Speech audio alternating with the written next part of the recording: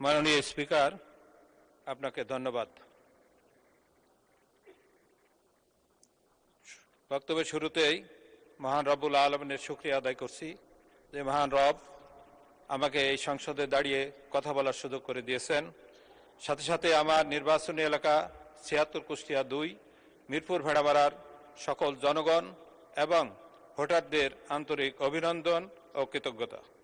মাননীয় স্পিকার, আজ আমি এই মহান সংসদে দাঁড়িয়ে গভীরভাবে উপলব্ধি করছি যে আমাদের উপর অর্পিত দায়িত্ব শুধু রাজনৈতিক নয়, এটি একটি মহান আমানত। জনগণ আমাদের উপরে যে আস্থা রেখেছে তা রক্ষা করা আমাদের নৈতিক এবং ঈমানি দায়িত্ব। মাননীয় স্পিকার, পবিত্র কোরআনে মহান আল্লাহ পাক বলেন, নিশ্চয় আল্লাহ ন্যায় বিচার, সদাচরণ এবং আত্মীয় স্বজনকে দান করার নির্দেশ দেন এবং অশ্লীলতা, অন্যায় ও জুলুম করতে নিষেধ করেন। মাননীয় স্পিকার, এই আয়াত আমাদের স্পষ্টভাবে শিক্ষা দেয় রাষ্ট্র পরিচালনার মূল ভিত্তি হবে ন্যায়, সততা, মানবিকতা।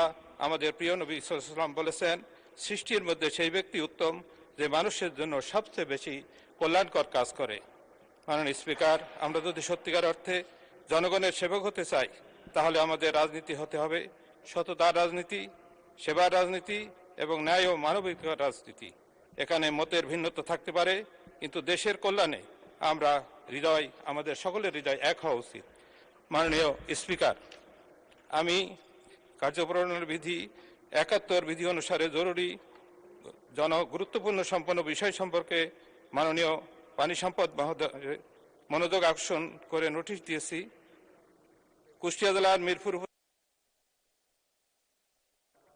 ধন্যবাদ মাননীয় সদস্য। এ পর্যায়ে সংসদে ২ মিনিটের বক্তব্য উপস্থাপন